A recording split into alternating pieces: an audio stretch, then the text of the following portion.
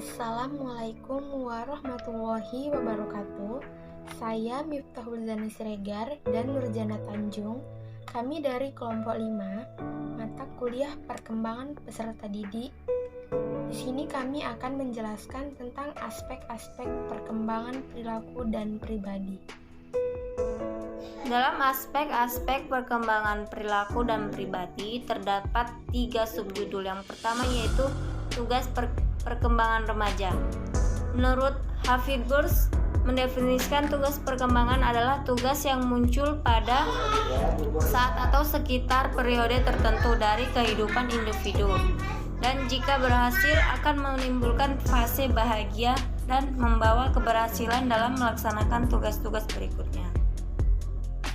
Akan tetapi, kalau gagal akan menimbulkan rasa tidak bahagia dan kesulitan dalam menghadapi tugas-tugas berikutnya. Tugas perkembangan masa remaja difokuskan pada upaya peningkatan sikap dan perilaku kekanak-kanakan serta berusaha untuk mencapai kemampuan bersikap dan berperilaku secara dewasa. Adapun tugas-tugas perkembangan remaja yaitu mampu menerima keadaan fisiknya, 2. Mampu menerima dan memahami peran teks usia dewasa, 3. Mampu membina hubungan baik dengan anggota kelompok yang berlain jenis, 4. Mencapai kemandirian emosional, 5. Mencapai kemandirian ekonomi, 6. Mengembangkan konsep dan keterampilan intelektual yang sangat diperlukan untuk melakukan peran sebagai anggota masyarakat. 7. Memahami dan menginternalisasikan nilai-nilai orang dewasa dengan orang tua. 8. Mengembangkan perilaku tanggung jawab yang diperlukan untuk memasuki dunia dewasa. 9. Mempersiapkan diri untuk memasuki perkawinan. 6. Memahami dan mempersiapkan berbagai tanggung jawab kehidupan keluarga. Perkembangan fisik dan perilaku psikomotorik. Perkembangan fisik. Fisik atau tubuh manusia merupakan sistem organ kompleks yang sangat mengagumkan. Semua organ itu terbentuk pada periode pranatal atau dalam kandungan. Berkaitan dengan perkembangan fisik ini, Cullen dan Thompson mengemukakan bahwa perkembangan fisik individu meliputi 4 aspek. Yang pertama itu ada sistem syaraf, yang sangat mempengaruhi perkembangan kecerdasan dan emosi. Lalu yang kedua itu ada otot-otot yang mempengaruhi perkembangan kekuatan dan kemampuan motorik.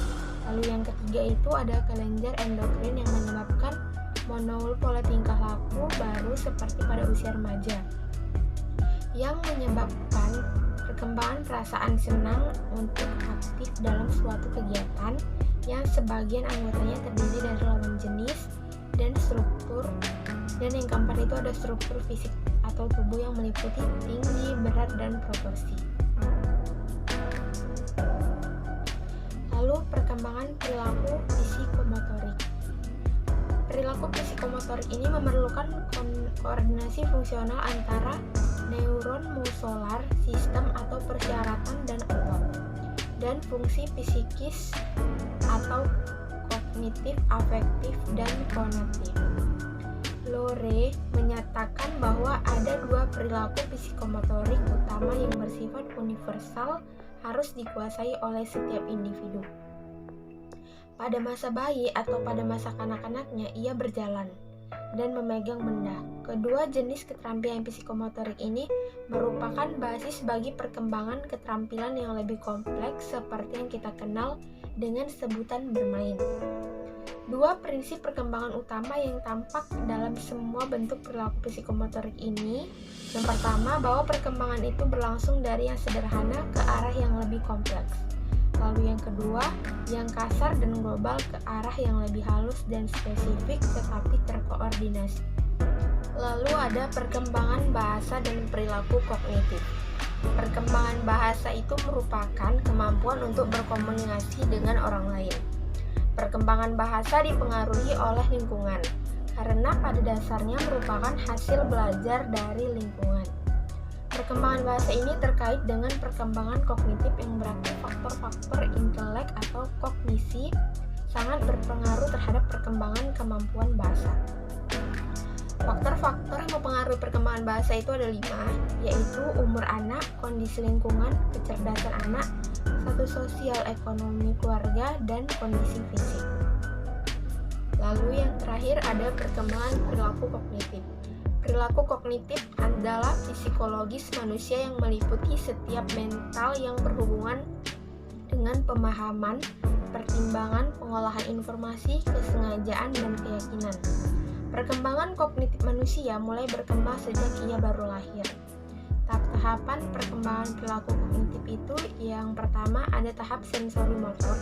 Itu terjadi sejak usia 0 sampai 2 tahun. Lalu yang kedua ada tahap preoriental, itu terjadi sejak usia 2 sampai 7 tahun. Yang ketiga ada tahap onoret operasional, itu terjadi di usia 7 sampai 11 tahun. Dan yang terakhir ada tahap formal operasional, itu terjadi sejak umur 11 sampai 15 tahun. Demikianlah hasil penjelasan kami. Kurang dan lebih kami mohon maaf. Kepada Allah kami mohon ampun. Terima kasih. Assalamualaikum warahmatullahi wabarakatuh.